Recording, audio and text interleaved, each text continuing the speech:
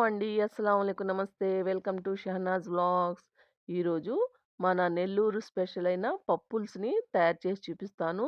చేపల పులుసు ఎంత ఫేమస్సో అలానే నెల్లూరు పప్పుల్స్ కూడా అంత ఫేమస్. చాలా టేస్టీగా ఉంటుంది. చిన్నవాళ్ళ దగ్గర నుంచి పెద్దవాళ్ళ వరకు ఇష్టంగా తింటారండి. చేసుకోవడం కూడా చాలా ఈజీ. నేను ఇంట్లో ఎలా ప్రిపేర్ చేస్తానో మీకు చేసి చూపిస్తాను. మీరు కూడా తప్పకుండా ట్రై చేయండి. మరి ఈ నెల్లూరు పప్పుల్స్‌ని ఎలా తయారు చేసుకోవాలో చూసేద్దామా? ముందుగా ఇక్కడ నేను ఒక పెద్ద నిమ్మకాయ సైజ్ అంతా చింతపండునైతే తీసుకొని నానబెట్టుకుంటున్నాను. ఈ చింతపండుని ఒకసారి నీళ్ళేసుకొని, ఒకసారి బాగా కలుపుకొని, వాష్ చేసుకున్న తర్వాత వేడి నీళ్ళలో నానబెట్టుకోవాలి. తర్వాత ఇక్కడ నేను ఒక కప్పు కందిపప్పుని అరగంట సేపు నానబెట్టుకున్నాను. ఈ పప్పుని ఒక కుక్కర్‌లోకి వేసుకోవాలి. ఇందులోనే 4 మీడియం సైజు టమాటాలు వేసుకోవాలి. అలానే 2 మీడియం సైజు ఉల్లిపాయలు, 5, 6 పచ్చిమిరపకాయలు, 7, 8 వెల్లుల్లి రెబ్బలు, అలానే హాఫ్ టీ స్పూన్ పసుపు, 1 టీ స్పూన్ మిర్చి పౌడర్ వేసుకొని, ఈ పప్పు మునిగే వరకు నీళ్లు వేసుకొని మూత పెట్టేసి కనీసము 2, 3 విజిల్స్ అయినా పెట్టుకోవాలి. ఈ పప్పు అన్నది బాగా ఉడకాలి. అప్పటి వరకు 3 విజిల్స్ పెట్టుకుంటే సరిపోతుంది. 3 విజిల్స్ పెట్టుకున్న తర్వాత మూత తీసి చూద్దాము. నానబెట్టుకున్నాం గాబట్టి పప్పు తొందరగానే ఉడుకుతుంది. చూడండి పప్పయితే బాగా మెత్తగా ఉడికిపోయింది. ఇప్పుడు ఈ పప్పుని పప్పు గుత్తితో మెదుపుకోవాలి. ఇందులో ఉండే పచ్చిమిరపకాయలు, ఉల్లిపాయలు, వెల్లుల్లి, టమాటాలుని బాగా మెత్తగా మెదుపుకోవాలి. మరీ మెత్తగా పేస్ట్‌లాగా చేసుకోవద్దండి.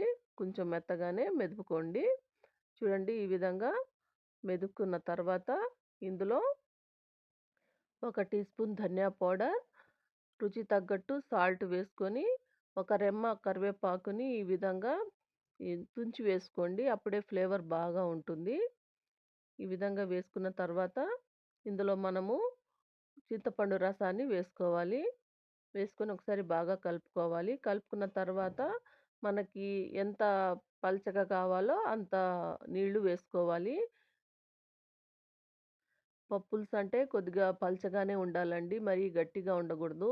మా ఇంట్లో మరీ పల్చగా తినరండి. అందుకని కొద్దిగా చిక్కగా పెట్టుకుంటున్నాను.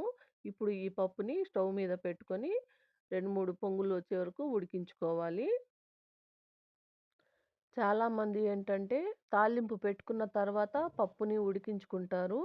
అలా ఉడికిస్తే పప్పు టేస్ట్ మారిపోతుందండి.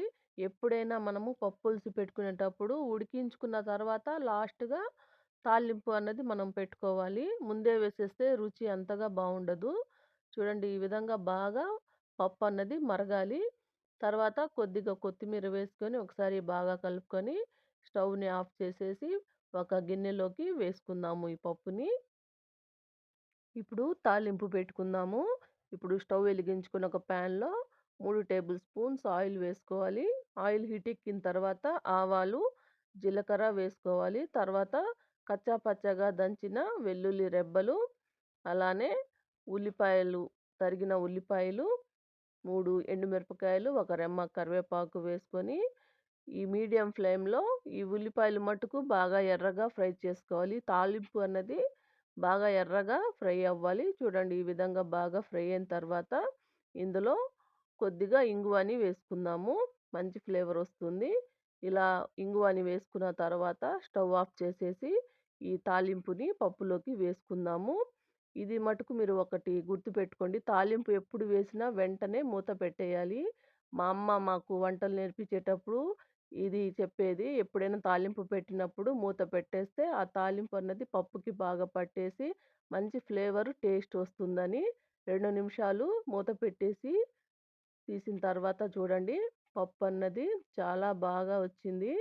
అంతేనండి మన నెల్లూరు పప్పులుసు రెడీ అయిపోయింది. చూసారు గదండీ! పప్పుల్స్‌ని ఎలా ప్రిపేర్ చేసుకోవాలో చాలా టేస్టీగా ఉంటుందండి. చిన్న పిల్లలైతే రోజు పెట్టినా ఇష్టంగా తింటారు. మరి మీరు గూడా ఈ పప్పుల్స్‌ని తప్పకుండా ట్రై చేయండి.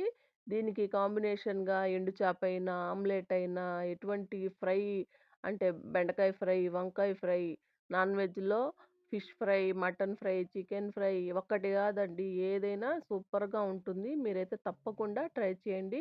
ఈ వీడియో గనక మీకు నచ్చినట్లయితే లైక్ చేయండి, షేర్ చేయండి. మరిన్ని టేస్టీ రెసిపీస్ కోసం నా ఛానల్‌ని సబ్స్క్రైబ్ జేసుకొని, అలానే పక్కనే ఉన్న బెల్ ఐకాన్‌ని క్లిక్ చేయండి. Thank you.